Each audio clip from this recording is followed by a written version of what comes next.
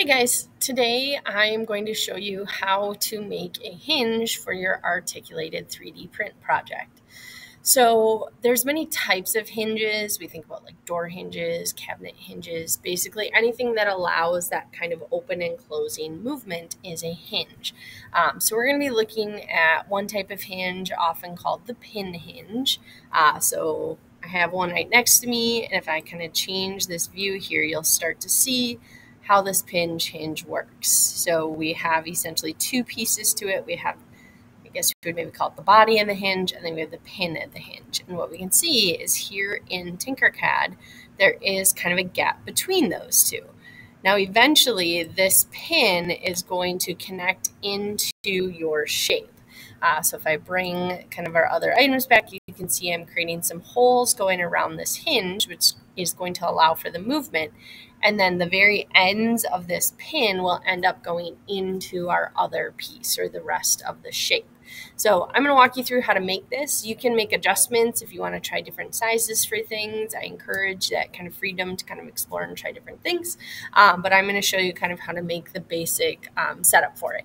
If you wanted to make yours be a different shape, go right for it. This is just one way I found that kind of creates kind of a nice, it's a nice flat shape. And then that hinge actually looks pretty sharp, smooth, kind of professionally made right there. So I'm going to hide kind of all of this one just for the moment, and then we will start designing. So let's get a better view of our screen here. I am going to start with a red cube, and we are going to make this cube, I'm going to make it 1/4 of an inch wide. So if I click on it, I have my 1/4 of an inch wide, and then I want it to be 1/2 of an inch long. And then we're going to make it 1/4 of an inch tall. By the time we're done with this project, everything is going to be 1/4 of an inch tall. It's a sturdy sort of height to the shape without taking too long to print. So just double checking, if I click my white corners, I'm 1/4 by 1/2 and then 1/4 tall. The next thing I'm going to do is I'm going to bring in a cylinder. And we're going to make this kind of 1/4 by 1/4. So easiest to just type in that 0.25 and hit enter, and then 0.25 enter. So 1/4 by 1/4, and we're going to make this 1/2 of an inch tall, so 0.5 tall. And then we actually need to rotate this. So I'm going to change my view so that I can use this curvy arrow here. And I have the little trick, I like to hold shift. It just gives me less options for it. So I'm going to turn it sideways. So what you'll notice is it's going the same direction as that red one. And then I'm going to click on it. I'm going to hit D so it drops it down. And then now I just need to move it over. And then you can see that like halfway through that circle, it can connect in with our cube, which is exactly what we want. So I'm going to go ahead and I'm going to group these two together. All right, and then the next thing we need to do is we need to make a hole and then a pin going through this shape. So I'm going to start by bringing over a whole cylinder. We zoom out, use that F key to kind of get a better view here. And for this one, we are going to make it 1/8. So if I show you here, so if we just kind of press it in, you'll see there's 1/4 and then it's 1/8. You can also type in 0.125 if you like to do it that way instead. And then we're going to make this, let's say we'll do, 5/8 long, okay? So I have that one. I'm going to do a Control-C, Control-V on my keyboard, so copy and paste, Control-C, Control-V. I have the same thing, but now I'm going to make it solid. And then our second one, our solid one, this is going to be kind of an odd one. We want it to be 0.085. Okay, so I'm going to go type in here 0.085. You can see it buried down at the bottom of the screen. Hit enter, and I'm going to do the same thing on the other side, 0.085. And now I have my hole is bigger than my solid cylinder. That's on purpose because we need our solid cylinder to fit inside of our hole and have some space in there. I'm going to go ahead and select both of these. So I'm going to do my little red rectangle, just making sure I only get those two shapes. I'm going to change my view so I look at them from the side because we need to rotate these. Again, if you hold the shift button, it's easier to get right to that 90-degree angle.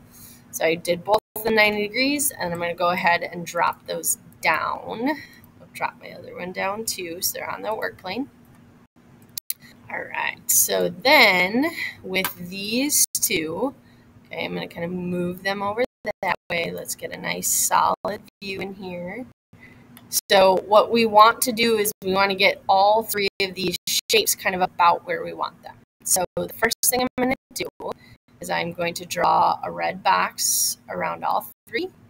I'm going to go to my align, so the line with the two boxes. So I go to the align button. You might have to change your view slightly. And then I'm going to get all of these up and down, centered up and down. And then from there, you can see that they're kind of all right in line. So the last thing we need to do is I'm just going to click on my hole, and I'm going to kind of slowly move it over. Now you can see it's making a big jump there, and it's kind of going a little bit too far to the left, but if I leave it right here, it's actually going to cut through on that side. So I'm going to go down to my snap grid, and I am going to change this. Let's see if 1/16 will do this or not. So now when I move it over, you can see I've got a nice kind of extra space left out here, and then it kind of fits in. So let's see if we can get our solid cylinder kind of over there as well. I'm also real quick, one thing I forgot to do on this one. So this is currently the same length as that hole. I want to make the solid cylinder 3/4 long, so it's longer than the hole. So now I'm going to keep sliding over and see if we can get that right inside of the hole. Okay, and we can see we're having a little bit of trouble kind of the side to side. Thankfully on this one, I'm going to click on the orange cylinder, hold shift, click on my hole, and I'm going to use that align button, and I'm just going to center them up and down and then kind of there so we can see that orange one. So I'm going to just show that again because I know that can be a confusing one. So I have my hole where I want it. So I'm going to click on my solid cylinder. I'm holding shift and clicking right on the hole. Now that time I can see that I got clicked on my red shape. So we might have to zoom in and get clicked right on the hole. So this time I can see I'm clicked on the hole, holding shift, click on my cylinder, using my align tool, and I'm just centering them side to side. Okay, so I just did that twice. You don't have to do it twice. I just wanted to show you how to do it again. And this is a good sign that our solid post is kind of right in that hole. So if I give you kind of a look through, we can see about where we're at. So I'm actually going to take my hole and I'm going to press it this way a little bit. And now you can see the ends of that orange cylinder sticking out. So for this next part, this is kind of important in the order that you group things. We are going to group the hole with our red piece first, and then we're going to group the post. Okay, so if you watch closely, I'm going to click right on my hole. I can see that my hole is outlined in blue. I'm going to hold down shift on the keyboard, and then I'm going to click on my red shape, and I'm going to group those together first. And this is where you can start to see, okay, now we have the hole through there. And then now I can just use kind of my red rectangle since everything here we're going to group. And then that way, now if I move one of the pieces, it's going to move all of it. So if I click on this hinge, it's moving the hinge body and the post, okay? So the last thing we need to do is we need to make our holes so that our hinge has movement, okay? So I'm going to start just bringing over a cube hole, and then I'm going to be honest, I slightly forgot what my measurements are, so I'm going to refigure them out right here with you.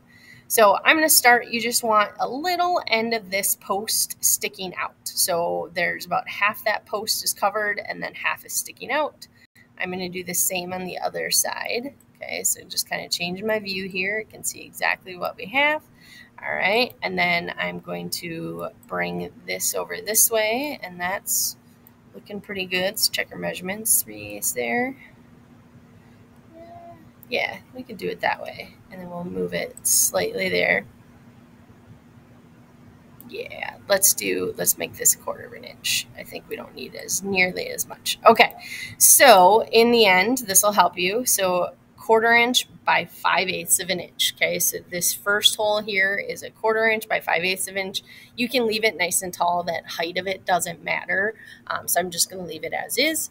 And then we're going to make a second hole. So I'm going to drag a second one over it. This one's going to be a lot skinnier. So for this one, I am just going to shrink it all the way down until it is, and we're in our 1/16 snap grid, so that 0.062. And then I'm just going to move it so that it is right next to the first hole. Okay, now here's what's important about the second one. Depending on the shape that you guys make, you may stretch this one a lot longer or you may leave it a lot shorter. It ultimately depends on the shape that you're going to put it in. And so I'll show you that in a second.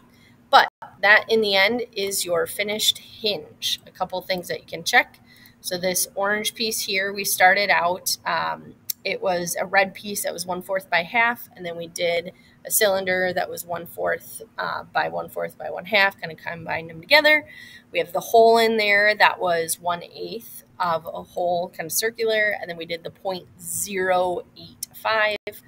And then these outside holes, if I click on this one, it is 1/4 by 5/8. And you can see that the little bit of the post is sticking out on both sides. You have to make sure of that. But otherwise, that hole is going around that piece of the hinge. So let me change over to my Batman design, and I'll show you how this whole hinge fits into your shape. So if I go over to my Batman,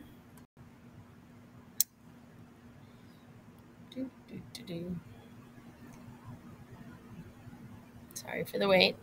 Okay, so you can see in here that in the end we get this almost little zigzag pathway that goes through, and I'm going to show you how we make that in a future video. But we ultimately need the posts of our hinge going into our shape, and then we need to have space so that that hinge can actually move.